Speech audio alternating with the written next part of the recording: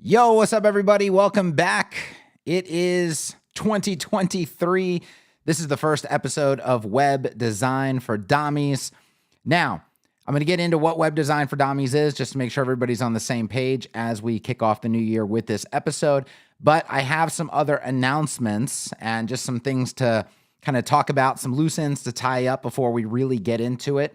But it looks like there's already a few people here. We've got Symphronix says hype for today's stream. Let's see. Ditto. Happy New Year, everyone, from Tripwire, grabbing a cup of coffee and waiting for the live session. We got Ruben here. Dan is here, ready for his golden nuggets. Excellent. Ninja's here. Happy New Year. Hyped for the first Dommies session of the new year. Yes, drop in the comments. Let me know where you're watching from. Say hi, especially if it's not your first time here. You know, say hi to everybody that you're used to watching with. First thing you're going to notice is we've got a little bit new setup here. We got a little bit new camera position. I figured that a straight on shot is probably going to elevate things a little bit, make things a little bit more personal. It does for sure make it easier for me to talk to you guys, right? I used to have to look off to the side when I wanted to talk to you and then go back to what I was doing here. But now I can just talk to you. And it's kind of like, well, hold on. If the camera's right there, where's the screen? And so I did a lot of work with some different setups. I was really trying to I'm sure you've seen the traditional where it's like you put the camera above the monitor and it kind of looks down on it. Did not want that. I don't like that angle whatsoever. It's like a webcam angle.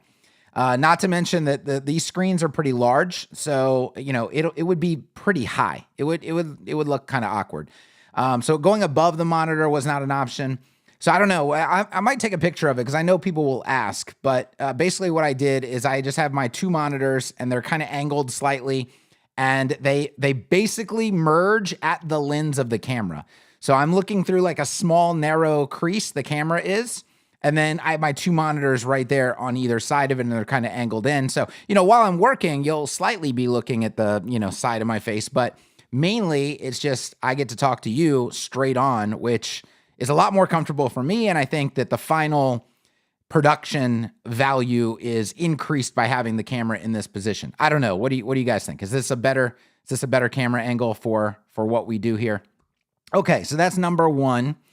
Number two, you'll notice that we are doing Web Design for Dommies today, when in fact, this was the time slot or the actual spot on the calendar for Digital Agency Table Talk. So the question is, why are we not doing a Digital Agency Table Talk today? Why are we doing Web Design for Dommies?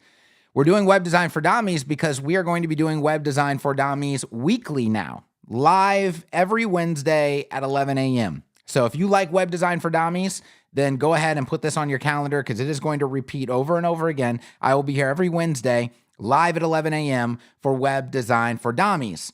That doesn't mean that I won't be doing Digital Agency Table Talk. Digital Agency Table Talk is going to be moving to a podcast format. And here's why we're doing this, right? And I posted this in the Inner Circle. We all had a big conversation about it, a lot of feedback, a lot of comments. And, I originally proposed it because Digital Agency Table, hold on, I got to ban this spammer. Okay. Digital Agency Table Talk is not nearly as much of a visual show. Web Design for Dommies, obviously we have to be looking at the screen, right? So that makes sense to have on YouTube and be a normal live show, all of that good stuff. Web Design for Dommies, Digital Agency Table Talk can absolutely just be a podcast. And I'm actually going to build more structure into that podcast. And I'm going to expand it a little bit. So we're going to be talking about specific topics on each episode. So it won't be random anymore. So there'll be specific topics that I want to cover. It might just be me sometimes, but it also might be a special guest, like another industry expert person, or it could be another agency owner like we've done in the past, or it could actually be a client, like a real client might be, on Digital Agency Table Talk. So it's going to be good, but you got to give me a little bit of time to get everything set up. So I got to get the podcast going. I got to get some artwork created. I got to get it into the iTunes directory. I got to get all that stuff set up. And then we will be rocking and rolling with Digital Agency Table Talk. And the really good benefit of that, I'll still post it on YouTube. So all the Digital Agency Table Talk episodes will still be posted to YouTube. But for those of you who like to listen to things while you're driving, while you're doing yard work, while you're running errands, whatever you're doing, you want to, or you're just laying in bed at night, you want to listen to something and not have to watch it, you can get Digital Agency Table Talk, all those golden nuggets that come up in Digital Agency Table Talk, you can get those just through a podcast format now. So that's going to be good. All right, so that's one big change. We also got a new microphone. It's not a new microphone. It's my old podcasting microphone. So I brought it back out to get ready for Digital Agency Table Talk as a podcast, and it's going to improve the audio situation here on these live streams. This thing is temporary. This is it's gigantic. It's one of the alternate windscreens that they give you with these SM7Bs. I'm waiting on, I reordered the normal windscreen. So this will not be quite so big in my face when the actual real windscreen comes. But yeah, audio should be a little bit better. There is a new lens on the camera, which is going to improve dramatically, because if you watch the old episodes and all my trainings and all of that, you see right there, all in this area, there would be a vignette. And a vignette is not something that I was adding in post-production, because who would do that? It looks kind of corny. And it was actually physically caused by the old lens, because my old lens needed an adapter for my camera, because it's a mirrorless camera, and that was not a mirrorless lens. There's a lot of technical things, right? But I actually got a RF lens for this R6 over the holidays, and now no more vignette. And so that's really, really good. It's also a little bit sharper as well. Okay, so I don't know. We got a lot of stuff out of the way. We're about to pull up our first website. Let's talk about web design for dummies, what we do here. We pull up real websites that people submit. If you want to submit your website for critique, you can go down in the description below this video and you will find a link. You click on the link, you fill out the form, and then your website is in the queue to be critiqued. Now, here's how this works. We are going detailed in our critiques. We are going through different areas of a critique. So a lot of people who do website critiques will just critique the UI, for example, or they'll just critique the UX, or maybe some SEO people will just critique the SEO. I critique everything. I critique as in-depth as we possibly can.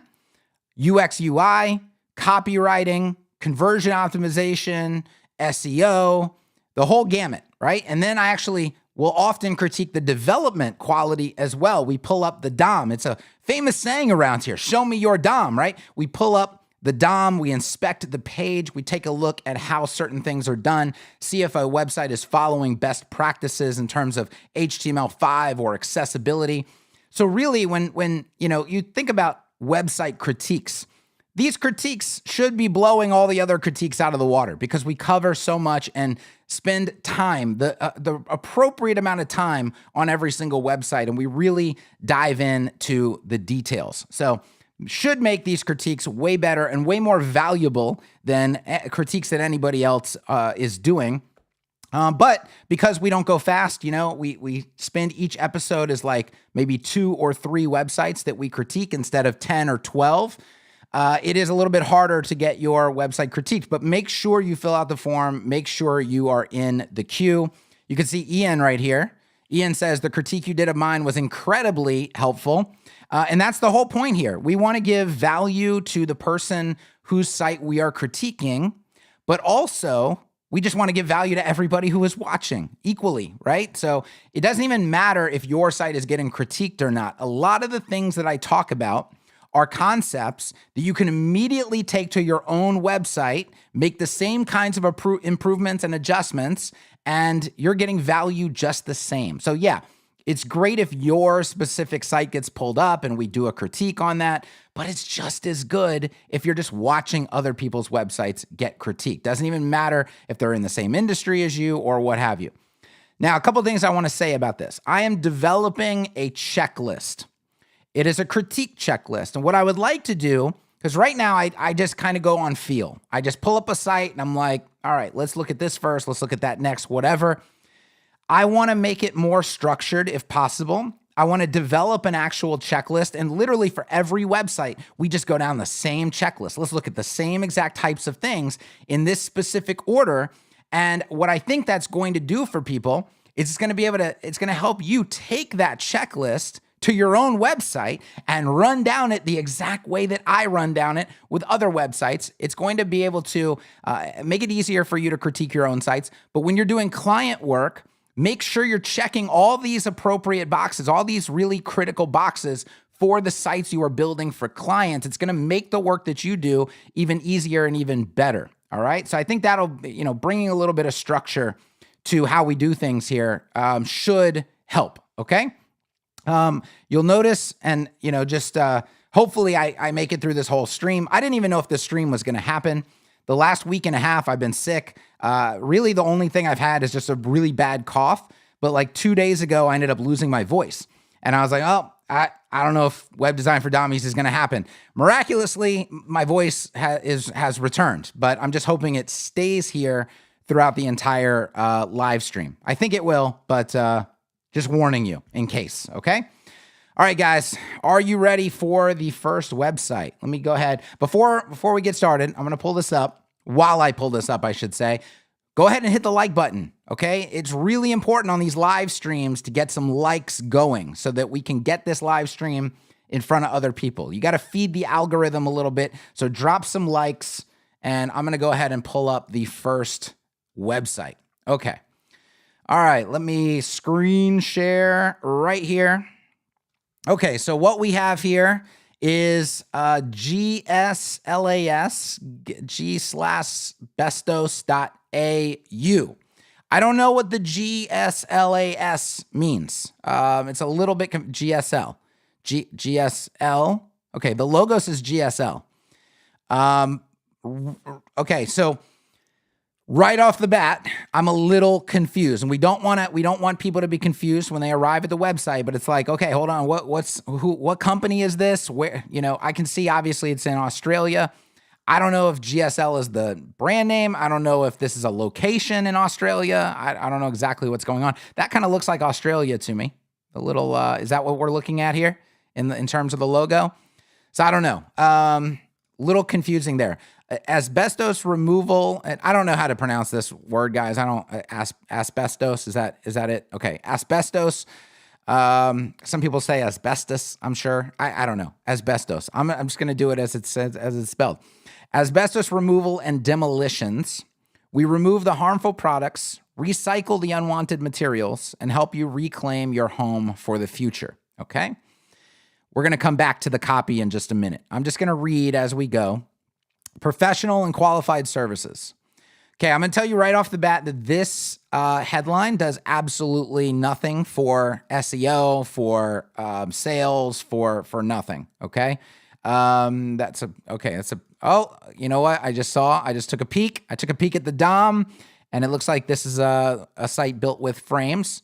All right, so that's good to know. But I'll just tell you, copywriting wise, here we go again. This is like the general test. When you write copy, let me talk back to here. When you write copy, read it and ask yourself, could anybody say this about anything on any website on the internet? Like any services-based website?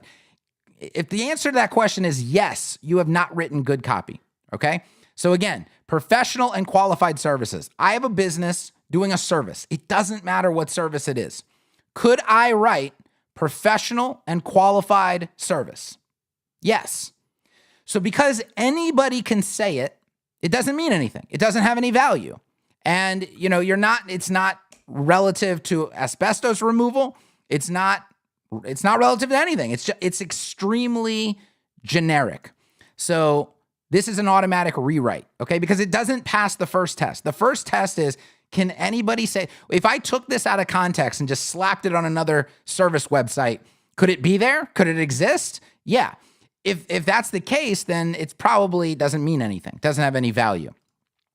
This would be another example of that. Let's run it through the exact same test. A quality job leaves no trace behind. Now, this part probably may not fit on any other random service-based website. but it also gives zero inclination to the person here of what's going on, of what leaves no trace of what behind. You're assuming that I already know a lot about asbestos and how the removal process works, and do other asbestos removal companies leave asbestos behind? I would imagine that they don't. So could they all just say this?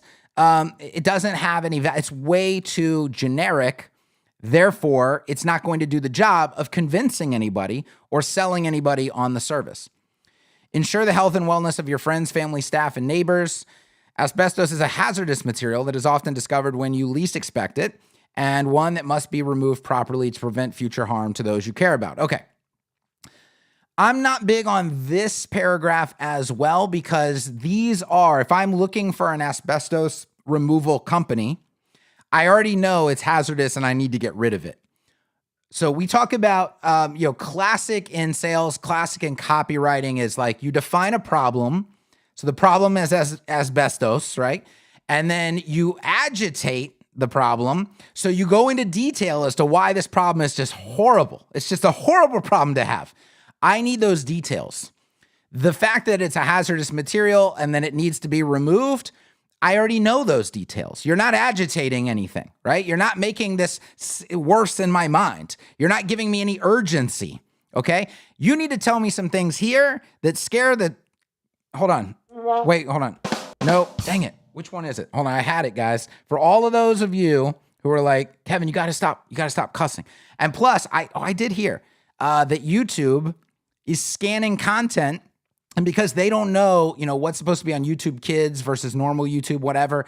I don't know. They're like, demoting content that has cursing in it. I don't know, unless I don't know how it works. But in case they are, here we go. So I don't know what I was about to say. Oh yeah, you've got to have some points that scare the out of me. All right, you see that? You see live censoring? We've got live censoring now on the show. I thought about that over the holidays. I was like, there's got to be a placeholder there or something for it. Okay, so you've got to write content that scares the ever-living out of me. Do you understand? Not literal, but right now this doesn't do anything. It does not agitate the situation, and so it doesn't move the person further towards, converting here. Reconciliation, acknowledgement, GSL, asbestos, and demolition. Okay, so we finally get our way to the company name. I'm assuming that's what's going on here. This needs to be at the top, like this logo does not communicate anything for anybody. So let's get, at least the name of the company up there. By the way, you have keywords in the name of your company, so it would make sense to have them up here as well. Lets people know right away that like, hey, this is the company for me, right? Okay, GSL, I don't know. What do? They could do a lot of things. Do they just do asbestos removal as like one of their services, or are they like experts at this? Well, if you just put the name of the company, I would probably know, oh, these are experts in asbestos removal. So, you've got the tool right here. You've just got to use it. Put it up here. All right. Acknowledges and pays respect to the past president. Okay. This is some government, you need to have this because of some policy, I'm sure. All right. So GSL Group, PTY Ltd. Here's another. I'm really want to harp on the copy right now. We'll get to the rest of it in just a second. This is, again, does nothing for anybody. Great Southland. This is the area that they service, I guess. Asbestos and demolition. It's a very literal heading, and I'm not usually a fan of literal headings. So we need to bake some, we need to bake some extra impact in here. Asbestos removal and demolitions are core services that support the future growth, development of communities, and the greater well-being of its people. I'm not sure I understand. You're trying to get at your company values here, right? I'm not sold. I'm not sold on like, okay, we got some asbestos removal and that's just going to change the future growth and development of communities and I guess. All right, we're guided by the well-being of people, environmentally sustainable practices, training and skill development for quality outcomes, industry best practices, legislative requirements. Again, these are kind of like, what separates you is what I'm trying to figure out from your competitors. Well, they can all say all these things that you've written so far. They can probably, I'm sure, all say this, you know? So I'm just still left looking for, but what's the difference? Why you, right? Are you the biggest? Are you the most trusted? Do you have the most reviews? So what else is missing, right? Aside from the fact that they're having trouble explaining why you should choose them over other people, I also have not seen, we can continue scrolling down, any social proof. Is there any social proof whatsoever? There's a long page. It's got FAQs. Okay, so no social proof. These aren't even links right now, so this must be still in development. But we're missing social proof here, right? That's a big one. All right, let's keep going a little bit through the copy. So then we have our services. This is where you put a literal heading. That's fine. Putting literal here is fine because it's letting me know what we're about to talk about. But here you see again, guys, get the job done right the first time. Literally every service business in existence could say that, and it would make sense on their website. And so you're not saying anything by saying that. You're wasting a space. Work with a team that places value on safety, quality, and the health and well-being of your family. Asbestos removal, demolitions, testing, and inspections. But these are not links. We cannot click on them, so we can't get any additional information. I assume that there'll be links going forwards. Have you just found asbestos? Asbestos is often discovered when you least expect it. Renovating your home and found asbestos performing. Okay. Obvious stock photo here. Not doing anything for anybody. This is, again, I would say this is a wasted space of a visual. I would love to see a video right there. Can I get the owner of the company, right, talking to me about my asbestos problem and how they're going to come and fix this problem and maybe reiterate some of the really important differences between this company and other companies that I might be looking at? Okay, that's a valuable use of this space right here. This generic stock photo of a dude in a lab attire, that's not a good use of this space. All right, so we come down. Don't let a quick, cheap job shorten you or your family's life. Okay, so anything in like mold removal, any service-based business could say this.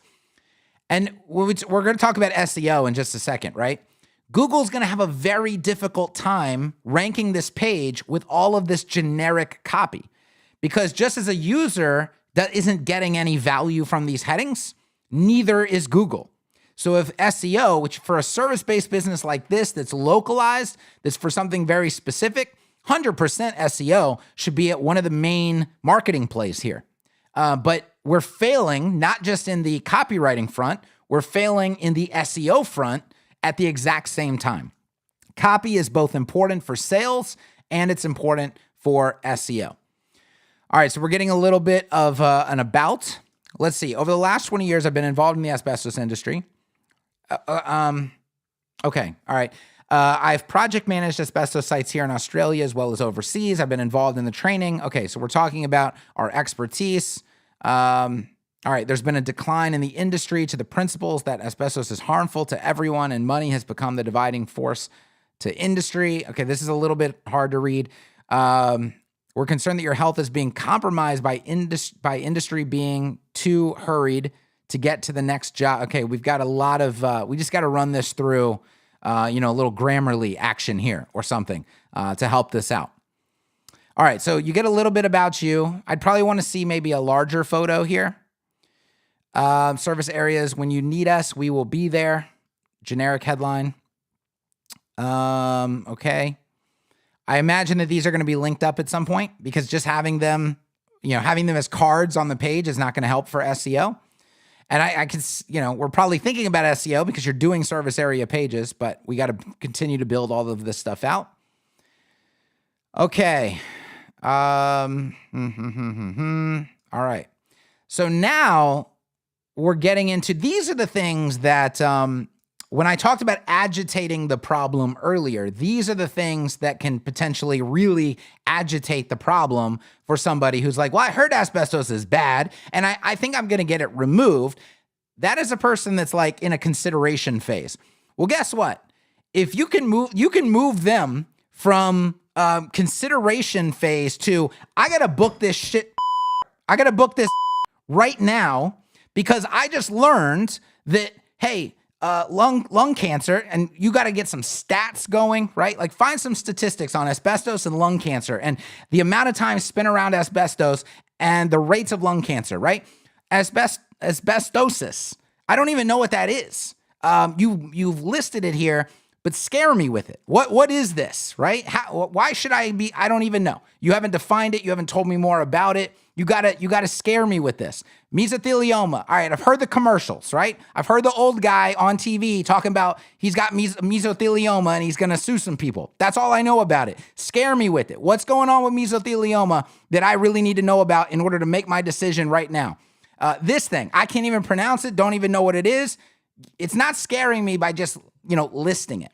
And then if you got to consider this too. What if I just do this and I go up here and I type it in and now I'm off reading this. And then I'm like, oh, I really got to get that asbestos removed. Oh, what was that website I was on a minute ago? I can't even remember. Okay, I got to go back to Google and I got to research. Okay, so that kind of thing can happen. Don't give people any reason to leave your site. You're telling them things that you're not defining. Well, what are they going to do? They got to go Google it because you're not telling them what it is. So you've got people potentially leaving your site here. This is the stuff that needs to be up here, right? You got to start talking about this kind of consequence right off the bat. Problem, then you got to agitate it, then you can introduce the solution. It's a very basic formula. You haven't done any agitation here. Okay, let's pause for a minute and just see what everybody is thinking about what we've got going on so far. And by the way, guys, put your questions in. If you've got questions, if you've got comments, I want to hear what you have to say about what we're looking at. That's the whole point of doing this live, is your participation. But if you do have a question, all caps question, write the word question, all caps, then post your question. It makes it really easy to find in the chat. Asbestos sounds like a Greek restaurant or pizzeria. Maybe you guys don't have that in Greece. I don't know. With asbestos removal, I'm usually more interested in the process of what the job will entail. That's a good, all right, so Mario right there, that is a good comment. I don't think there's any mention of what the process looks like, what has to be done. Yeah, you can get a quote. Here's the about. You got some FAQs. No process section, okay? That is another, I said social proof was missing. Process is actually is also missing, and that's a very, very, very important part of all of this. All right, Justin says, in Australia, you don't need a RAC or acknowledgement of country, but it's customary in Australia these days, though I usually put it about the footer of the front page. Okay, that's good to know. Dan has a comment about the colors, but I think he was going to say off there. All right, any questions, put them in the chat. Any comments about what we're looking at, put them in the chat. Let me see how many people we've got live here. I took away let me go to my correct window here. Let's see, comments and reactions. I don't even know where to get that now. All right, well, we'll have to do it later.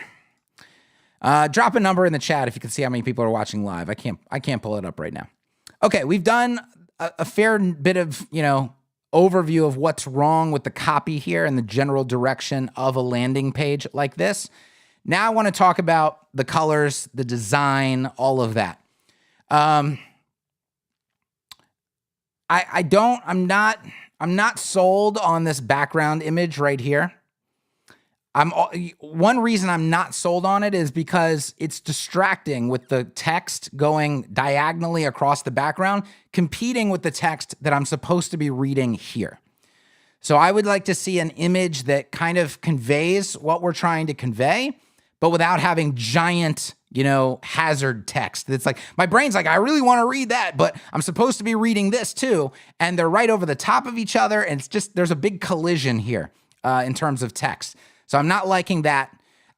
You've got way too much padding going on right here. So let's take a look at what's actually going on here. And I'm gonna have to pull this down because it looks like, look guys, look how the padding is changing based on the height. That's letting me know there's probably some sort of a VH unit issue going on here. But let's take a look at what we've actually got. So we have a section, which its padding is just a normal clamp function, okay? You've got your background image in there. This is that. Oh, the height is, there's probably a min height on the section somewhere maybe. Let's see.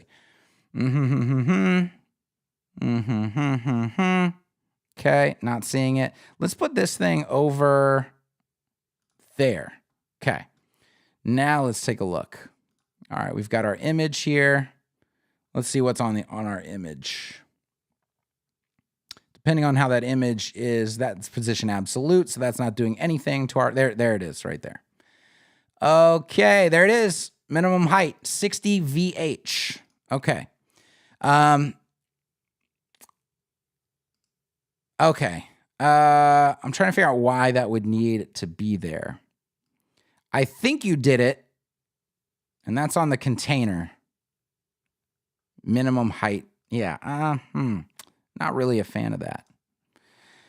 You could just do this with padding, right? There was your normal section right there. If you just add more top padding to this section, you can space it out even more. What I would do though is more spacing in general, right? Just top and bottom, add extra section padding to this, which you're using automatic CSS, so it's very easy to do. And it looks like, I don't know, was this put in? Okay, that's just our normal default section padding.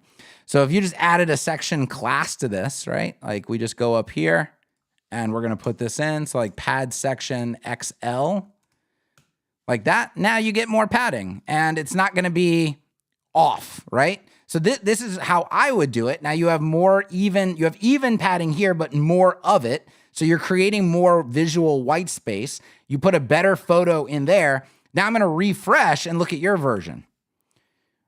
So it's currently refreshing. There we go. So your version has all the content way down here at the bottom. So we have a little bit of padding and then this giant gap right here. You can simply fix this by get rid of the minimum height of, you know, VH unit, the 60 VH that you had, and just put a larger padding class on that entire section, and you're going to get a much better effect there. Okay, colors. I'm not big on these colors. It's very flat. I think it can be helped out with like maybe a subtle background pattern here.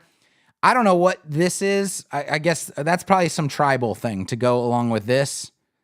But again, this section has, if this does not have to be there, if there's no policy that this has to exist, like somebody else said, move this whole statement way down here to the bottom, put it in the footer, I don't care. But like, it does no value, I don't think, for anybody here. Unless people in Australia are just like, they better have that statement or I'm not buying from them. If that's the case, then keep it, right? But if that's not the case, it's just not doing anything for the design. It's not doing anything for anybody to have it here. So get rid of that. I think a very subtle, background pattern here or gradients or something else. The just overall design feels fairly basic. It's not like doing any harm. I'm not big on like the borders, the thick kind of borders here. It's not, I wouldn't call it like modern, right? It's not like a modern design. It already feels outdated, even though it's brand new. Yeah. Okay. That's kind of my feelings on that. Same thing here. There's not enough white space in here in this container. Let's see if we can find that actual container. There it is right there. And so you have a gap in there, but you have no padding, right? So if we had some padding of space L, maybe, no, that's too much. M. But you would also have to change up your gap situation there. I have to dissect this whole thing. There's your main gap, which is too large if you were going to use padding in this container. I'm trying to look through my microphone. That's one bad part of this, is the microphone arm. There's the gap right there. Let's just get rid of all of that. Okay. So now we're starting. You might retain a little bit of a gap in there. But we just need this, if I refresh this page, it's just way too close to everything on the edges going on here. Okay. That's a large form. That is a large form. And the problem with having the form on this page, is the goal of this to be a one-page website? That would be my first question. Because right now, all of these links up here are anchor links. Now, obviously, these need to be their own pages. Services, we need our own services pages. And I'll say this, guys. A one-page website, if SEO is one of your top, we got to nail the SEO, then one-page website's out of the question. Mark it off. We're not even going to try to achieve that, because you're completely harming the SEO ability of that website by trying to make it a one-page website. So I'd say right off the bat, if SEO is obviously important to this business, we got to get rid of this one-page website concept, okay? Let's get a services page in there. Let's get service areas as their own pages. And then we can have a inquiry page, right? Where you're going to send people that just has the form, okay? Right now, I'm free to just scroll past the form. I can ignore it. There's a lot of other stuff for me to focus on. If I really want to capture people and probably have the highest conversion rate possible, I want call to action buttons throughout this page, like request quote. And when they click on one, it takes me to an isolated page, probably without a navigation, with a minimalized footer that's just focused on fill out this form. Don't do anything else here. Just fill out this form. And maybe next to the form, I have a little bit more social proof to encourage them and yada, yada, yada. But I'm sending them off to a secondary page to complete this process of becoming a lead. And in doing that, I also get better analytics, because right now I can't tell really. Sure, you could put a heat map on this page and kind of get an idea of how much people are focusing on the form. But if we have a separate inquiry page, I can track all of those page visits, and I can see what page were they on before they got to the inquiry page. So which pages on the website are doing the best job of getting people to that next step? If I track clicks on buttons, I can actually see what section of content is doing the best job of getting people to that inquiry page. And you can create better funnels in terms of your analytics when you make this a separate page. So I would encourage you to do that. Then we have FAQs. Okay, this is all fairly standard. We're about to move on to the second site, because I think we've given this site enough. I'm trying to think about, this is a site, I will say, so the other thing that would be missing in terms of SEO, this is a site that you need a blog. You need a lot of articles, you need videos, you need as much content as possible to really boost the SEO value of this website and whatever, SEO campaign or effort that you are wanting to focus on here. So that would be another missing piece of this. If we want to get into a little bit of SEO and just kind of see how our targeting is looking, we can do that. I know that last time I did some of the SEO deep dive on Web Design for Dommies, people loved it. They said you need to have more of that. So I'm more than happy to go in and just take a look at how you might start this process. Now, I'm not going to do it in terms of Australia, because I'm not going to be as familiar with stuff, and I don't know if they use the same, nomenclature or whatever you want to call it. So we'll just keep this within the US. But here's how I would do it. First thing, generic, I would put in asbestos, and then I would hit search. And do I care about the stats of the keyword asbestos? No. I care zero about any of that. I don't care at all. What I care about is this matching terms filter. And then I can get very specific with a phrase. Well, in this case, it's just one word, so it doesn't matter which one you choose. But I want to start just looking at all of my options that are surrounding this key term and concept. And so we start to see asbestos removal. And I'm taking a look right now at, okay, what's the overall difficulty? What's the volume in these kinds of terms? What's the traffic potential? We talked last time about traffic potential versus actual volume. See, asbestos would not be a good term to try to rank for, because you're never going to beat out asbestos.com. You're never going to beat out the United States Environmental Agency, Wikipedia, Centers for Disease Control, the freaking CDC. You think you're going to beat the CDC? No. And there's no value in this because we don't know why people are typing this in. We don't know if they're doing a college paper on asbestos, or we have no idea. There could be 1,000 reasons why they're typing in this word. So as a commercial keyword, it has absolutely no value whatsoever. What we need is a long tail variation of this term. What does asbestos look like? Okay. We could show pictures, we could show video, but again, this is a very generic term. Bob Vila has written an article on it. He's very popular in the US. You're going to see all kinds of the same stuff going on. So these don't really pique my interest, so to speak. I'm going down. There's test kits, abatement, okay, symptoms. Now, some of these things like asbestos symptoms, well, we could definitely write about this. It's very competitive. You're not going to rank for it. But what it does signal to Google is, hey, these people are experts in this topic of asbestos. So we can do it for generalized topical authority.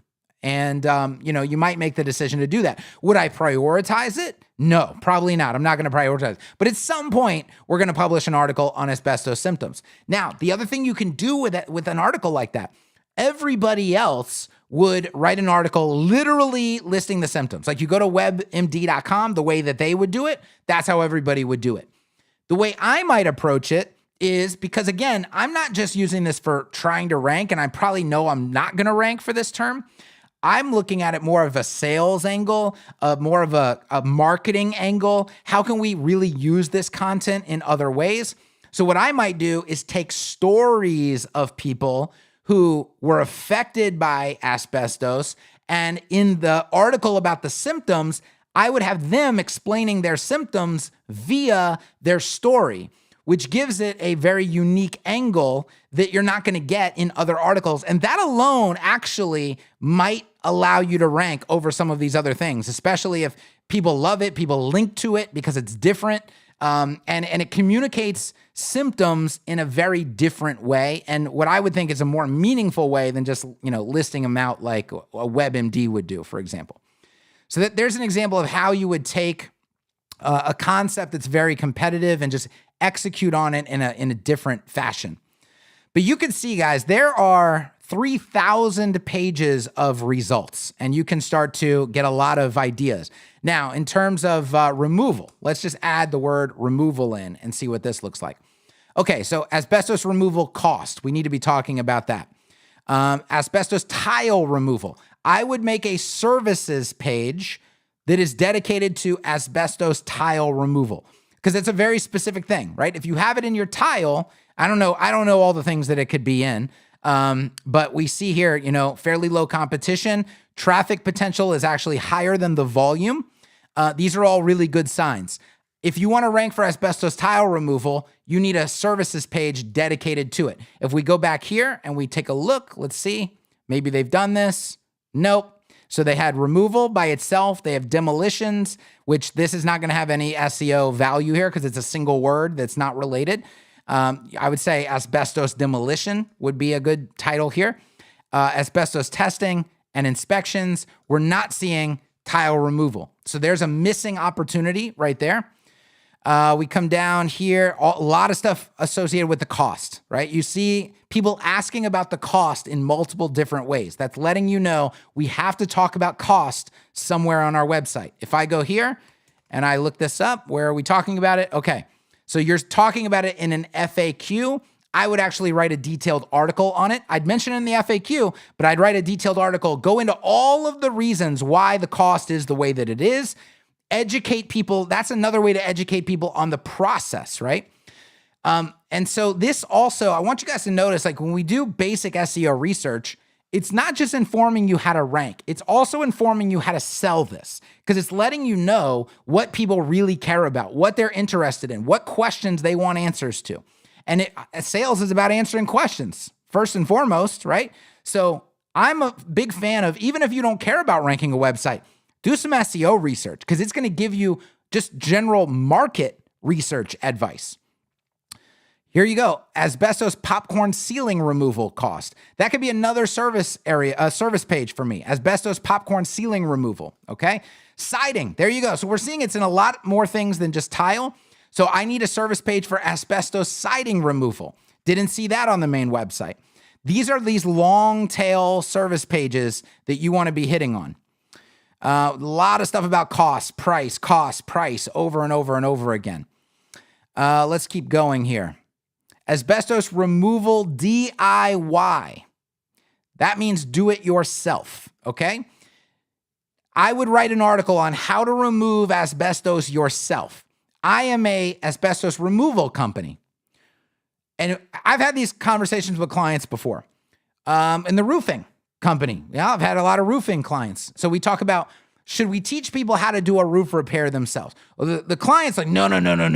Why would we want to do that? We want to sell them roof repair. Why would you teach them how to do it yourself? Okay, there's a lot of reasons you would want to teach them to do it themselves. Let's talk about generalized marketing for a moment here, okay? You have something like, and I'm going to use the roof repair example because it's easier for me to talk about than asbestos. But you got to it's easy to transfer over to asbestos, right? If I was a roof repair company, I would absolutely teach people how to repair their own roof. And here's why.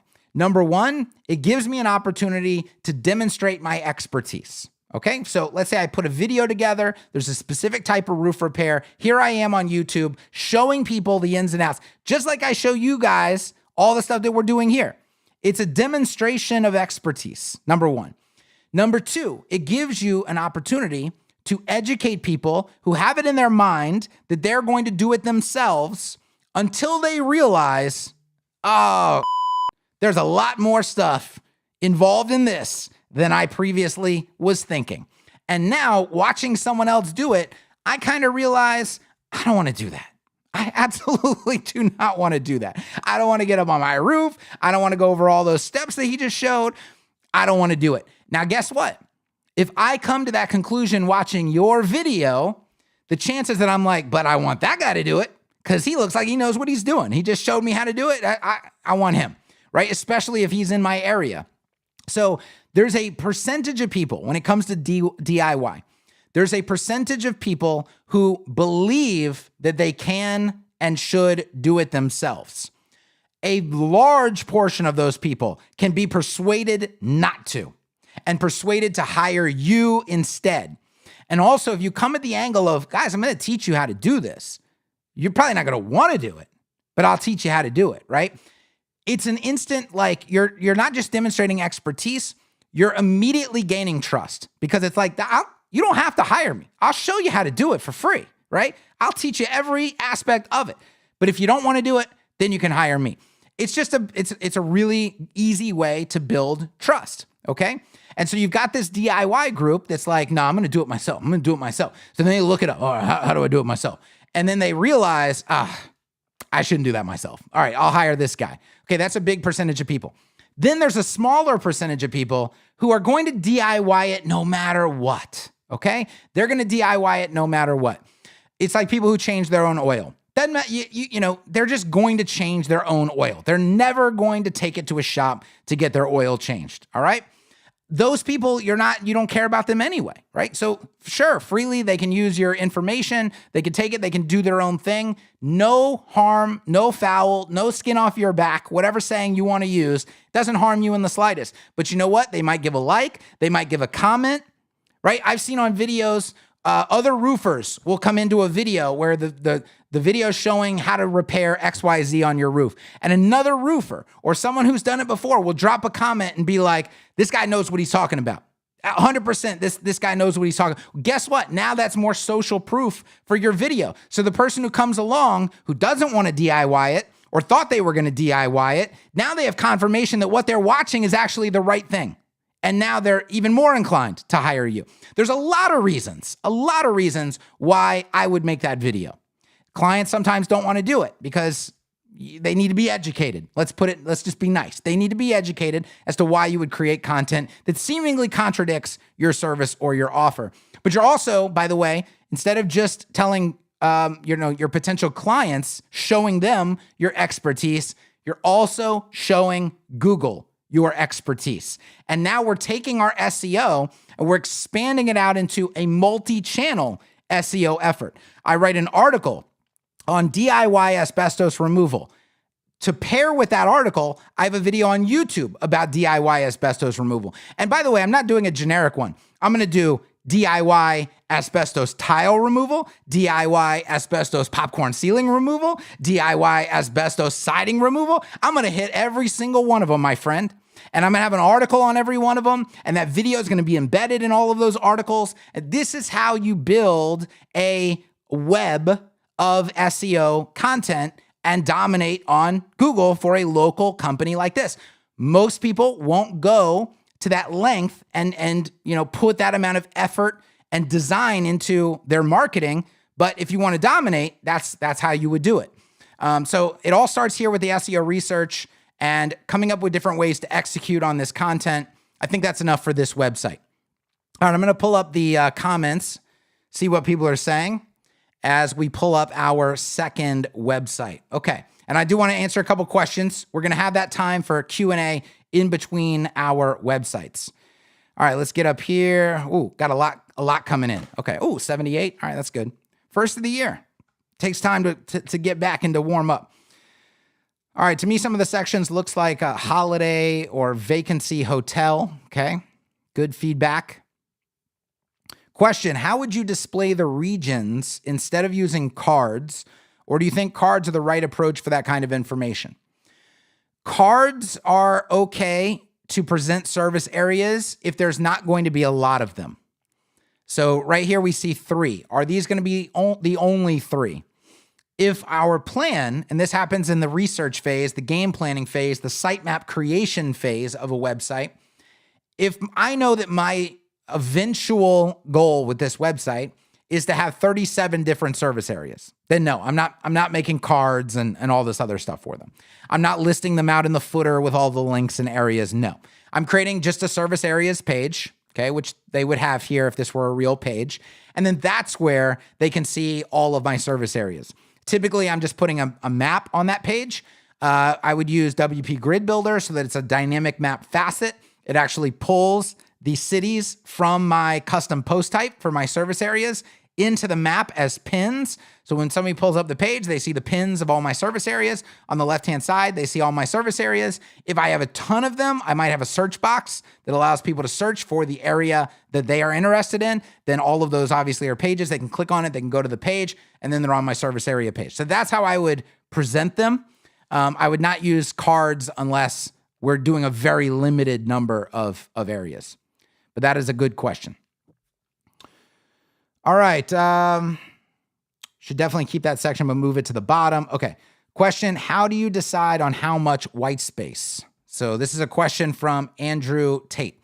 So listen, it's not, there's no rule, right? It's everybody's going to have their own idea of what looks good to varying degrees. I think most people would agree to me that it doesn't look good to have a giant gap here and then a small gap here, okay? So we took that gap out. We explored making the top and bottom gap equally larger, and I think most people would agree that that's probably the way to go. Because it's a hero section, you typically want a little bit more white space. How much more white space? Ultimately, that's up to you. Now, there's another reason why automatic CSS follows a mathematical scale. Because instead of just choosing random values and be like, oh, I guess that looks good, which if you're not a designer, right, maybe you made a poor choice in the amount of white space that you put in there. When you follow a mathematical scale, there's a greater likelihood that your design is going to continue to look good because it's always maintaining some sort of balance, some sort of ratio related to everything else that's going on. So if you don't know what you're doing, it's very helpful to follow mathematical scales. If you're an amazing designer and you're able to break rules because you know exactly what you're doing, that's a different story, right? So that's another, good thing about automatic CSS is it's like, well, I need more section padding. How much more? I don't know, just one notch more. And one notch more is calculated off of a mathematical ratio. So there's really no way to answer that because everybody's going to have a different opinion. But, there are some design rules, obviously. And one of them is like, can we get some balance going here? And this creates this is very off balance, okay? So we've got our stuff being forced to the bottom. It's like visually, it's not pleasing. So I think most people would agree that has to go. And then you just increase it top and bottom together. Same stuff here, like I would have a larger gap between the edge of this image and this content. Why? Because visually there's a giant gap over here. And so it's looking to me like this is far too limited given the amount of space that's going on over there. Now, does that mean we need to equalize it to where the amount of space over here? No, you can't do that. Then you'd have a tiny little column of content. But a larger gap here can make this look more balanced. That would be another example. All of this looks balanced. That's all fine. Obviously, you have a dangler card down here. This is another example right here, okay? And I've got to keep track of time so that we don't run too much over on these. But I would come in here and we'll do a font size of text S, okay? And then what you need to do is you need to override your small font size in automatic CSS to make it a little bit larger than that. Right now, you have it at 12 pixels. And you need to, that should probably be 14 or 15 or something like that. But you see how the card's got a lot tighter, right? Let me just take away that clamp real quick. Let me inspect. I'll just show you what it should look like just using a standard value. So if we went to 1.6 rem, for example, there you go, something like that. So these cards are, if I turn that off, look how large, that just does not need to be that large, right? And it's forcing these cards to be very, very tall. Something like this, now it's a lot better. And then I put a lot of work when I'm writing copy. The other hard part of writing copy is I have to say a specific thing in a specific way to get a specific reaction, but I also have to kind of say the same amount of things I said over here, right? To achieve some sort of balance in the design. Because if this is like 2 paragraphs inside this card, well, that's what we need to say to get the, no, we can't. You absolutely can't. You got to trim that down, okay? Because we have to have balance in our text. I really painstakingly try to make every single card have roughly the same amount of characters, right? So I don't want a card that's longer than another card if I can avoid it. Sometimes you can't avoid it, but if I can avoid it, I'm going to try to avoid it. I'm going to put that extra effort into the copy to make it balance with the other points that I'm making over here. So that's another example of how to work on balance. And guys, this is what, when clients edit websites, my gosh, they will absolutely put 2 of these. They will absolutely do. I've seen them do this before. Hold on. I've seen them do this before. This is why you can't let clients edit websites, right? Like it's, okay. Oh, I just let them change the copy. Oh, really? So you let them screw up the entire design, basically? All balance out the window? They will absolutely do this. So you have to be careful when you're writing your copy about, design balance comes from spacing, but it also comes from content length and content structure. So you got to keep the content suitable to where that content is being placed. All right, I think that's enough on this site right here. Let's go ahead and bring up metal decking supplier. Okay, let me get this tab up there. All right, now I can close this one. All right, this is number 2, structuraldeck.com. Okay. All right, let's do a quick, I'm going to pull up comments, just see. All looking for a little context on this one. The business is brand new, no history, no social proof, and is in the midst of being started. Okay. To me, the chosen colors don't relate to asbestos at all. Colors misled me in some way. I do want, this feedback that other people are giving is important. So we'll just take a minute to do this before we jump into the next site. Colors are 100% for long-term branding. It's related to the ochre colors of Australia, the indigenous people. Okay. All right.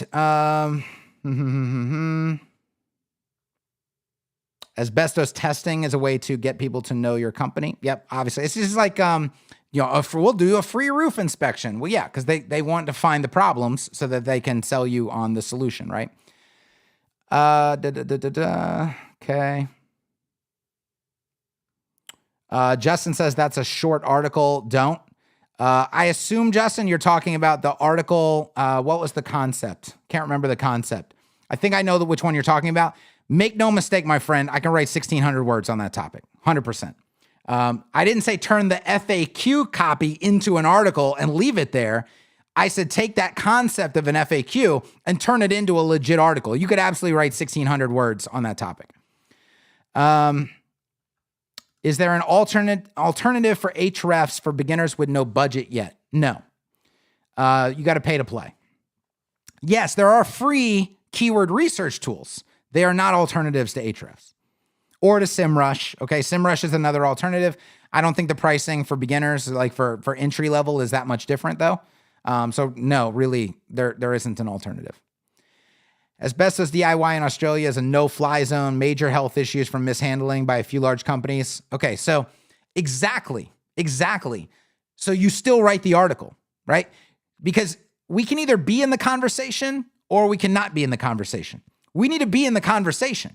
Now, we get to warp how that conversation goes, but we better be in the conversation. So there's people out there searching for asbestos DIY removal. They want to do it themselves. Your article pops up and it's like, this is a no-fly zone. You absolutely cannot do it yourself. Here's X reasons why you cannot do it yourself. Here's why you need to hire a company to do it. And you got 1,600 words that covers this topic. So people search for it. Your article pops up. They're now informed. You can't do this yourself. Hire. Well, guess what? Well, guess who they're going to hire? The site that they're on that's informing them of that. So you absolutely still create the content, even if it's not a thing that can be done, because people are searching for it. They need to be informed on the fact that it's not a thing and why it's not a thing. And if you inform them, you're the one leading the conversation. You're the one that has the opportunity to now steer them in the right direction, which is to your service. A video on process that walks people through it explained why it's a very bad idea would work. Yep. Okay. Good. All right. So, there are plans to be built. Okay. So, question: do you use SEMrush? No. I mean, I have a subscription to SEMrush, but I tend to not use it. Viewing issue: Kevin's thumbnail is in front of the inspector. I always forget that. I need to make a little quick key right here that gets rid of my head for a minute when I do that kind of stuff. All right, let's get into this page right here, structuraldeck.com. Get your steel decking today. All right. Okay. Finish your construction projects on time and under budget. Okay. So this is right off the bat, I'm thinking this is B2B. So we're not selling this decking to consumers. I mean, maybe consumers can buy, but this feels very B2B focused. So I'm going to come at it with that lens, the B2B lens. I'm not sure I like these cards down here because they kind of hide themselves away. They don't really pop out. Now you could do this with a little bit of a background here. Let's see what's going on. All right, we're using oxygen. And okay, here, this is where my head would be in the way again, right? Let's go and move there. There we go. We'll just do this for a second. Okay. Hopefully I'll remember to move that back. All right. So there's an example right there of, does that have a class on it? Hero value stack is the class. Okay. Hero value stack grid, hero value stack, hero value stack. Okay. There it is. All right. We're using automatic CSS. So we'll go background color and we'll do var of base, ultra dark trans 20, 40, 60, 60. There you go. 80, 60, somewhere in there. And then I would add, okay, there already is padding. I did not want to click on that. This is how I would probably try to do these. Where did it go? Okay, hero value stack. All right. I hate how Bricks does that too, right? It's like, you don't need all that. All right, padding, var of space L probably. Yep. And then on our grid right there, we can get a little gap of space. Actually, we'll just use grid gap. Oh, you don't have the next version? Do you have FR grid gap? No, you probably don't have frames either. No. Okay. Space L. Oh, we're not getting a gap at all. Why are we not getting a... Oh, it's up here. Oh, is that a section? Okay, hold on. Was I doing this on the card? I thought I was doing it on the card. Okay, that's gonna... Do you have grid gap? Yes, you do have grid gap. Okay. You could even do light on these because those are still a little dark. I'm just trying to give them a little structure, basically. But if I come into here and change this to light and then do like 20, 10, something like just something that gives them a little extra structure to stand out might be a good way to go. And then, of course, you'd have to get rid of this little padding issue on the bottom. I don't know, something that helps them stand out a little bit. Because if I refresh this, they just kind of like, they just hide away a little bit on me. I don't know. Maybe even just a light border ahead of them. I don't know. There's a lot of ways you could approach that. And I probably wouldn't have them going full screen across because they don't really need to be full screen. Where's that section at? It's right here. What's the width on that? Width 100. Yeah, right there. Oh, you're using breakout on that. Okay. See that now that they can just chill, right? They can just chill right there because now I can see them. Now you might be building this on a laptop screen or something like that where it kind of looks like this on your screen. But on my screen, it looks like this. I see easy online order, but my eye is trying to stay in this lane right here. And you got flying out over here and over here, okay? So it's just too way off of view. On a large screen. So I would just keep those kind of in the center. They don't need to be stretching all the way across there. Is your job site a ghost town? I am 100,000% not a fan of centered text. If you guys are a fan of centered text, then, you know, it is what it is. I'm not, I would love to see all of this left aligned right here. And just give this a little bit of breathing room. I'd like to see this image be taller. So we're clearly starting out on UI here on this site. I want this image to be maybe a square aspect ratio, and then this stuff be left aligned right here. This could be centered for sure, but this needs to be left aligned. I am just not a fan of all text being centered. So if you wanted to look a little bit more, and you can see it kind of looks whacked out, right? It's like bam, bam over here. So this is centered, but this is centered, but to the left. And that's like right away, there's like a brain disconnect. Whoa, hang on, what's going on here? It just doesn't look that great. So try 1-to-1 aspect ratio on this image. This is this box shadow right here. I'm not quite sure about that one. I would probably go a little bit more subtle there. I don't know. Maybe it's just because the shadow's so big for such a small image, right? My brain's like, that kind of small thing couldn't create that big of a shadow. I don't know. Maybe that's what's going on. But try a 1-to-1 aspect ratio, left align all of this stuff and see how that looks.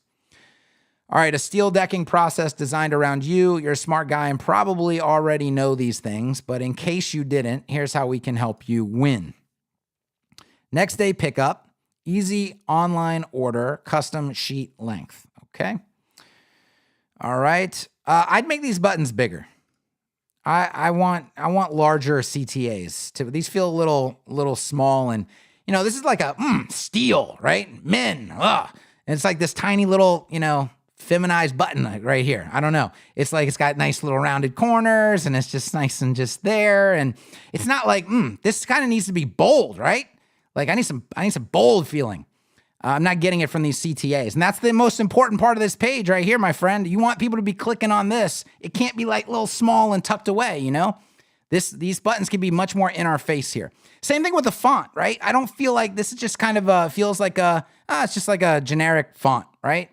It doesn't feel stylized in any sort of way. Like you have your logo up here, which is, it's like all caps and it's like, it's more, you know, it's more bold. It's more in your, but then everything else is just kind of like a dainty button. And then this like a standard font. It's really nothing, you know, interesting about it. You get the point? I don't know. Hopefully you get the point. I would left align these headings right here. We're going to come down and see this. More centered text, not a fan. Left align, all of that. And then you see on the right-hand side, we're just missing content. I would put a checklist off to the side if there were like 10 items in it, right? But there's only 3 items. So it's just kind of like, floating over here. It doesn't have any anchor. There's nothing, it doesn't need to be there. I'd rather see another visual or a video, and then put these checks down here below this little bit of content. That would probably be a way to rearrange that section. I can tell you right now, the gap between these 2 items is way too big there. So get those 2 cards next to each other. Let's see what's going on in this section right here. So that's got a gap of XXL on it. So yeah, that just needs to be, grid gap, just standard little gap. And then this button's too close to these cards right here. But here's the thing. Do I want to order decking in this section? I don't think so. I want to get more information on these things. Like the call to action of this section is click on one of these items. Which one are you interested in? The likelihood that they're going to order decking while looking at these 2 options is slim to 0, okay? They want to click on one of these things to learn more about them. So this call to action is a waste. It doesn't need to be here. Let them click on these things that you want them to click on. So I go to B-Deck. We'll get to that in just a second. Ordering decking is easy. All right, so here's our process. But hold on. You talked about process here. What's the difference between this process and this process? I think you've processed us out, my friend. You've gotten too many process sections going. So choose one or the other on your process section. We have social proof. That's really good. I don't typically like light background images. I typically don't like them. Especially you got white on white going on here. That's hard to pull off. It's hard to pull that look off right there. So I would do something else with this background. All right, we got a gallery. So that all works. Okay, no worries. Definitely, giving me B2B vibes here. This is not a home, Okay, so good. How is next day pickup possible? Okay, that might be an important part of the discussion. Got an FAQ section here. That's always good to have. So you've got some general UI stuff to work on here for sure. Now let's talk about UX in general. I'll ask you the question. I hope you're watching. And if people are watching, it's like, that's even better because you can answer my questions as we do this. When somebody arrives at structuraldeck.com, do they know what B-Deck means? And do they know what form deck means? Now you get a little bit more leeway in the fact that this is B2B. So B2B, you can use a little bit more insider terms, right? If I'm, talking about Salesforce, for example, and somebody's looking for a Salesforce architect, right? I can use Salesforce related terms that like nobody else may understand. It's okay because we're talking about a very specific thing and you already know it's good. It's all insider language for insider people. I just need to know, do they know? Because I have no idea what B-Deck is. I have no idea what form deck is. And so having these options up here means nothing to me. That doesn't mean anything to your target market, but means nothing to me. And I'm always a fan, even though you can get away with some insider terms in certain scenarios. I'm pretty much always a fan of dumbing it down. Dumb the language down to where if I didn't know anything about steel decking, I could still use your site and know what's going on here, which is not the case right now. The other thing is we're missing some items up here, right? Where's the about page? Where's the contact us page? My only thing I can do is order decking. Let's go down here. Service areas, locations, order decking, privacy policy. Let's go to locations. Okay, all right, so we're gonna click on this one. Now, so I had to go 3 clicks deep to be able to ask you a question. What if I have questions about structural decking, your steel decking? I got to go 3 clicks deep to figure out how to contact. And I'm a web developer, right? I knew, all right, I could probably get there through locations or service areas or what have you. I'll eventually find it, right? But you're asking Joe Schmo off the street to do a lot of work, a lot of digging to be able to ask you a question. Can we get a phone number up here? Can we get a phone number down here somewhere? Can we get an email address? Can we get a contact us link? Can we get something something that people don't have to go 3 clicks deep to figure out how to ask you a question, because I want you to make a lot of money. I want you to sell a lot of decking. If people can't ask you a question, you're not selling a lot of decking, okay? I imagine this is not an impulse purchase. There's going to be some questions. There's going to be some, hey, how does this work? Or I need this, or what can you do this, right? We got to make it easy for people to contact you. So let's get that going. Let's hit order decking and see what our process looks like here. Okay, metal decking order form. All right, I want 20 gauge, 1.5 inch white bottom bead deck. I need 9 feet, 3 inches of it. I need 10 sheets. Okay, there's my price. There's how I like the square foot coverage. I like the square foot coverage. This is good. I bet I can't put in my own square foot coverage though. That would be even better. Hey, I want 1,000. And then it reworks all of this stuff. I don't know if that's how that, I don't know if that's possible, but if it's possible, I would love for that to be happening. Okay, I can add a row, which means I can add some other stuff here. Is this WS form? What are you using here? What are you using? I want to know. Put it in the comments. We need 5 of this. Okay. Order summary, 3.99 squares, 795 pounds. Save 10% when you purchase 6 additional squares. 5.8. Ooh, I like this. Okay, let's go up. I feel like this would be, I don't know anything about ordering decking, but I feel like that this would be a good ordering process. Showing me the discount that I'm getting, average price. There's a lot of good information here in my price breakdown. And then I'm going to fill this out. So is this form attached to this form right here? Or is this just for like, entertainment purposes? Is it actually going to send my order through this form? Because, okay. Yeah, that would be good. All right, so I would fill all of this out. Is there any? Okay, good. So we've got payment integration. We've got different delivery options. Is this is WS form? I know it is. And now I'm 100% sure, because now that I'm down here, I'm seeing the button. This is normal WS form. This is like their default styling. So 100% WS form. And this is, you guys see, like, that's why I say WS form is really slick. I started using it. I'm like, this kind of feels like WS form. It's pretty slick. It's a very slick implementation. I like this. I wish that this billing details area was like made to be the same width as what you've got going on up here. See how it feels like 2 different forms? It's like this one looks isolated from what's going on up here. The design could be kept more consistent in the way that this is laid out. But general UX, I like the experience of all of this. Could it be a multi-page form? Perhaps. That might even be a better way to do it. So here's like step 1, and then they click next, right? So next takes me to this form down here, which is now up here because it's, it doesn't have to be buried way down here. I think a multi-page, multi-tab form is kind of the way to go there. So maybe look into doing that and just kind of keep the experience consistent. You don't want to create a feeling of a disconnect where they go from this kind of visual to this kind of visual. It's just a little jarring. I don't know. All right, you've got your process here after they order. You got your social proof on the order form. Now we're checking boxes, right? Now we're doing stuff that we should be doing. This is all good. I'm the biggest fan of this page. I still think you've got gaps that are way too large. See how this is 2 lines. These are 1 line.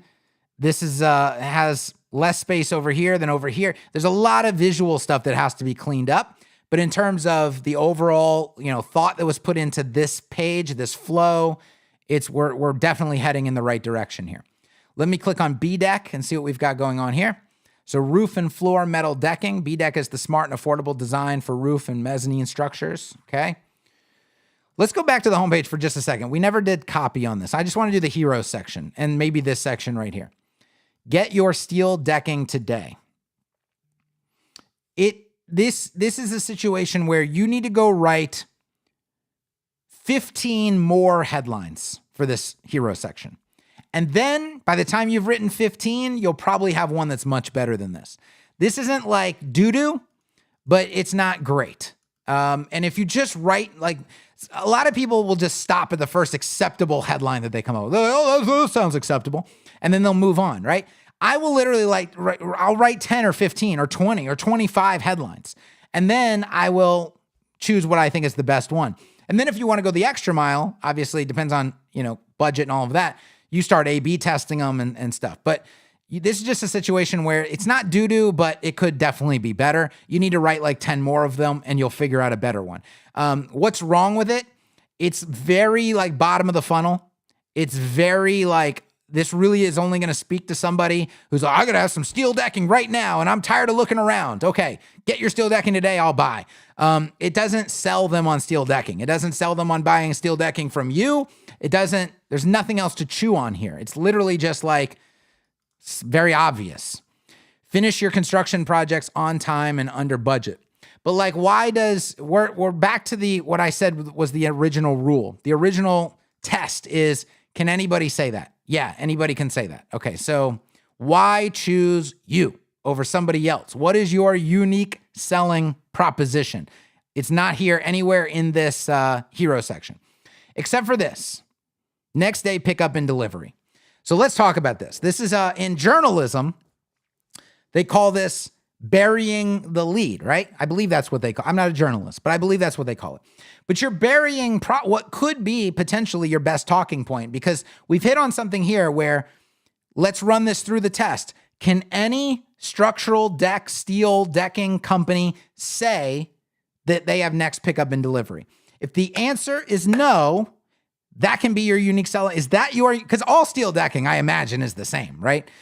So, if it's not better quality steel decking, if it's not, what is unique about it? Well, there's nothing unique about it except for the fact that you can get it tomorrow. And that seals the deal on this line right here, which is finish your construction projects on time and under budget. Because guess what? If we're doing a project and I ran out of steel decking, I got a problem.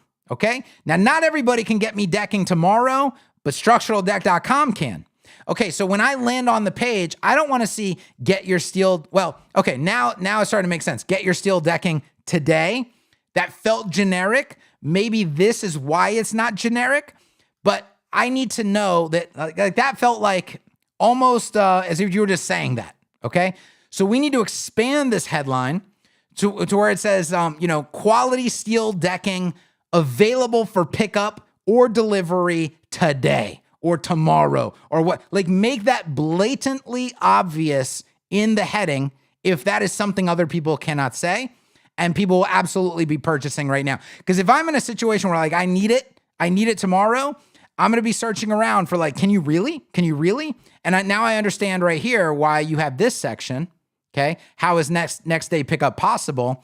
Now it's all coming together, right? But when I first arrived, I was like, well, they're just saying that shit, right? That's just marketing. Or it was just like something generic, but you can't really get it today.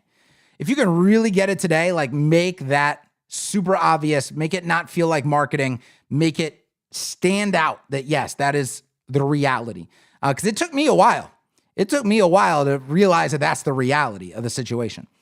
Okay, now maybe it's because I'm not in that exact situation and, I'm just focusing on critiquing things, but I would still make this more literal and just more like blatant.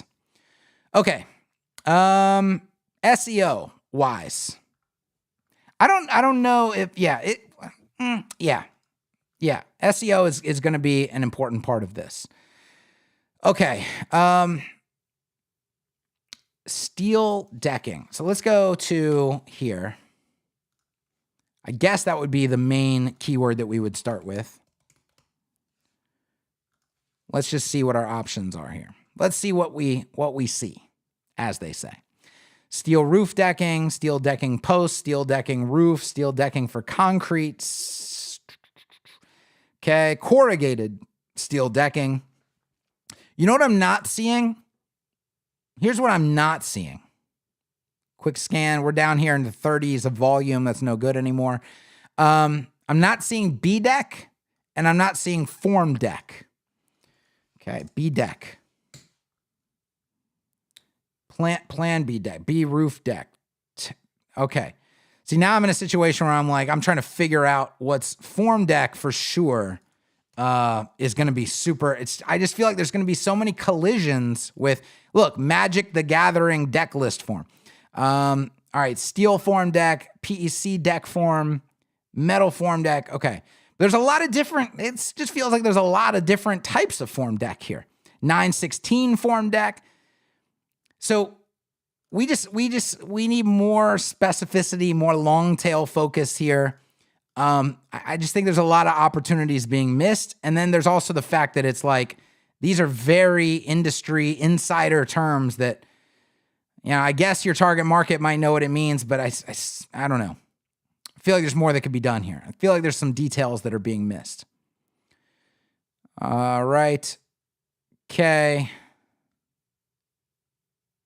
All right. Let's take a look at this. See what I was talking about earlier with like some, I want to see why this is happening right here. Because this happens on a lot of sites. And I'm guessing it's because there's maybe a height set on something here. Because normally, guys, this line breaking to another line wouldn't cause it to touch the bottom of this card.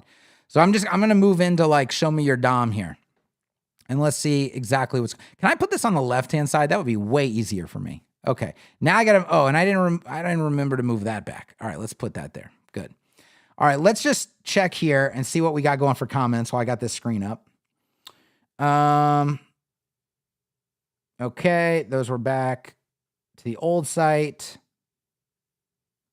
Good. Okay. Kevin, what do you think about header? Is it better to build with Oxygen in our case, with the header builder, or with a div? All right. Simone is asking that. I'll elevate that onto the screen. I don't know if Simone, if this is your site right here. Is this, I guess I could go to who submitted this? Where is it? Structural deck. No. Okay. Ruben submitted this. All right. And I think Ruben's here watching. I want to figure out why this is touching this. Okay. So you've got an article. I still think this should be a list though. More important. It's more, okay. Here's the other thing. You're using Oxygen. Oxygen, guys, cannot properly create a list structure like I normally talk about if you're using a repeater. That might be the situation here. So if you're using a repeater, it is better to use these article tags. If you don't have if you can use a proper list structure, I think it's better to be a proper list structure. But I still want to figure out what's going on with our height. So let's go up here. Let's see if we can start to investigate. Okay.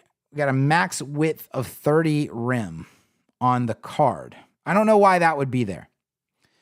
Because this is a grid. So when you have a grid, you don't need a max width on the items in the grid. And you can see if I turn that off, nothing changes, right? The grid parent actually controls the width of these cards. So you don't need this on there. You've got your gap of 1M there. Margin left, margin right is set to auto on these cards. That also does not need to be there. So this is, see, and nothing changes when I remove it, right? Doesn't need to be there. So the problem is you have no gap in this little container right here, which is just your you have no padding. So it's just an H3. It's this div right here. Product card body wrapper. Okay. Text align left, but it's centered. That's a conflicting rule. Okay. Not sure why there's a gap in there because there's no other content in there. Got kind of a lot of stuff going on that doesn't need to be there. Here's where you ran into the issue. See that padding left and right also doesn't need to be there. What should have happened here is this. And then you need to get rid of the gap on the card. So if I go back up here, let's get the actual card selected. Inspect. There's my card right there. Here's the gap. Gone. That's what needs to happen right there. So now you'll see it doesn't matter how long this text is. Let me get in here and copy, paste. Okay. So it doesn't matter. The space is always going to stay consistent and grow as the text in the card grows. when you only had padding left and right and no padding on the bottom and then a gap between here, you ended up getting spacing here, spacing on the right, spacing on the left, and zero spacing on the bottom, which was causing your text to touch the bottom here. And this is kind of a classic, issue that people have when they build cards like this. Just a lot of stuff going on that doesn't need to be there. This gap 0.75M is doing absolutely nothing. Flex 1, I guess, is making that container the same height. Yeah, so you see what I'm just saying about the even padding on all sides of that? That's the easiest way to handle that. Okay. See the gap in your gallery? This is like a gap that you would expect to probably see up here. Now, this gap is fine here, but it's like, why aren't these the same, But then you've got gaps that are, that looks visually equal to that. I'm not going to measure them all. That looks about the same, but we're going to very small gaps to medium gaps to large gaps. And then you did this on one of the other pages where the gap was ginormous. So yeah, just a lot of visual kind of traditional, just dev type stuff to clean up here. All right, I think we're mostly done here. I would left align this logo right here. Doesn't make sense for this logo to be centered. It just, you're creating a gap here that doesn't need to be there. Yeah, just a lot of just balance. It's just balance issues really on this site when it comes to the UI. Okay, let's fit in. No, we're not going to fit in one last quick one. We spent 45 minutes on 2 different sites. Like I mentioned, we go deep, okay? Let me get back to camera here. The goal is to go deep. It's not to do as many sites as we possibly can. It's to go deep. It's to hit on a lot of different areas, give a tremendous amount of value in each of these different areas to really see how, full sites need to come together when you focus on all these different areas.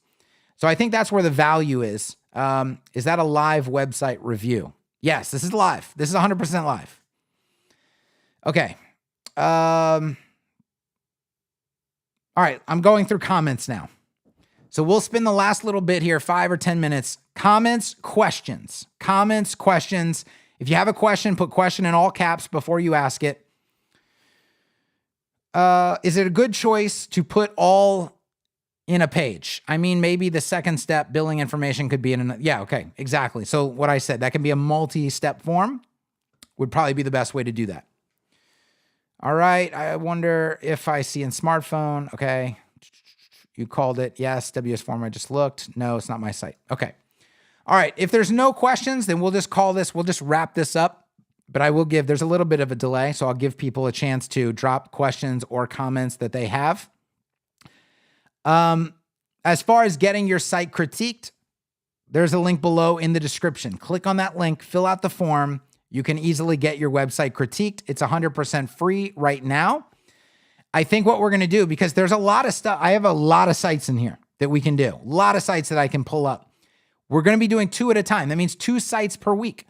So what I think we're going to do is a premium lane and a free lane, right? It's like, all right, you want to be in the free lane, we'll get to you when we get to you. If you want to be in the premium lane, we'll make sure your website we'll do a premium every single week and a free one every single week. Sometimes I'll get to 3 sites. Sometimes I pull up a site, there's not a lot to talk about, okay?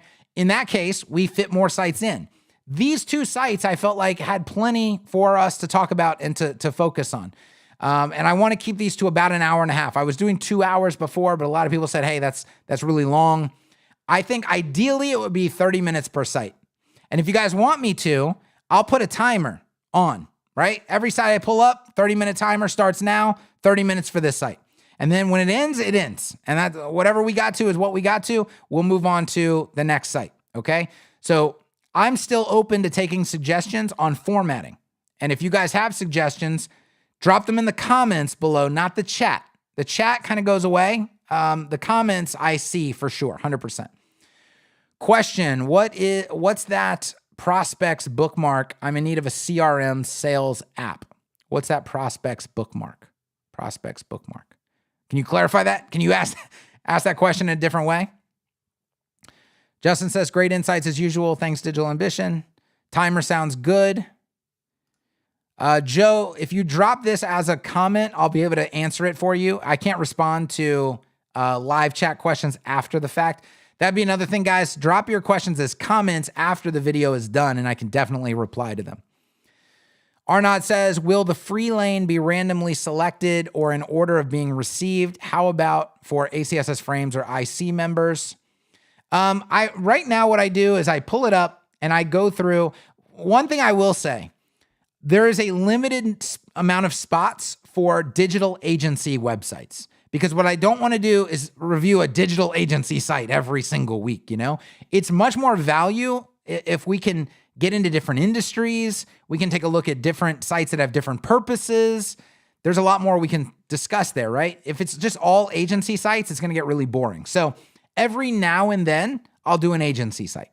But if you have a website that you've done for a client in a specific industry, that's probably going to get preference. So I go through and I look at what our options are, and I look at one that, seems like it's going to be a really good, like there's going to be a lot of lessons there, and I'll pull that one up.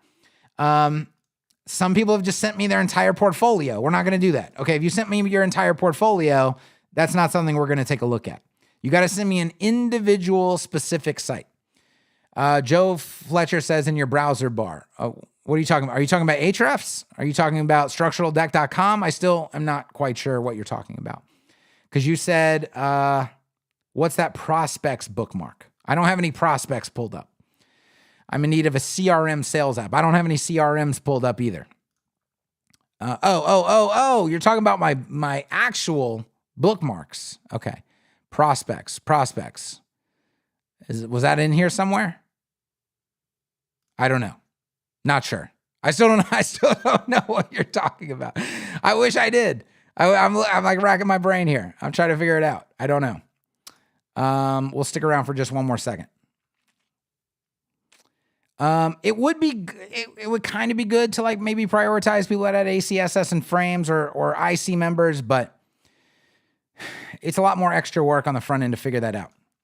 Ninja says, question, I am redoing my personal site where I haven't followed BIM classes. What would be the best way to redo effed up classes in Oxygen, start from zero? It depends on how you did them. If you used all utility classes, then it's going to be a lot of work. If you used custom classes and they're just not named properly, it's still going to be a lot of work in Oxygen. So in Bricks, I feel like this always comes up. It's like, why is Bricks better than Oxygen? Well, because in Bricks, you can simply click on the name of the class, hit edit the name of the class, and move on with your life. All the styling is retained. All you do, you can go correct every single wrong name in seconds. It's just another reason why it's superior. So unfortunately, in Oxygen, if you've named everything wrong, you have to delete those classes, which means deleting this. Actually, there is one other way. You can create your new class name, copy the styles from the old class name, the wrong class name, and paste them onto the new class name. And then you're just going to have to make sure that they don't get missed. But it's still going to be a lot of work. Far more work than if you were using Bricks. In your bookmarks next to EasyWeb. Oh, prospects. That goes to Sales Handy. Guys, I don't even know. Delete. It's an app I was testing out for some purpose. I don't use it. I don't know how it got up there as a bookmark. Sometimes I hit a keyboard shortcut on my computer because I'm like trying to bold something in Bricks or whatever, and it actually bookmarks something, and think like that thing right there just makes a bookmark. And I don't know. I don't use it, so I don't know. But my CRM is HubSpot, which is right here. So this is what I use for a CRM. If that answers your question. Thank you for clarifying that. I wouldn't prioritize between, just go through them by order they got received, and the 30-minute timer is a good idea. Okay. The thing with going through them in order is that there's a lot of agency sites, and I don't want to be agency site after agency site after agency site. So I kind of skip around. And I do mark off the ones we've done, obviously, so we're not going to hit those again. But yeah, I don't know. We'll keep playing with it. We'll keep running through it. Thank you guys for showing up today. Hope you got a lot of value. And I will see you next week. Set your calendar, set your alarm. It's going to happen every single Wednesday at 11 a.m. Eastern. I will be here. Web Design for Dommies, just giving as much value as possible. Peace.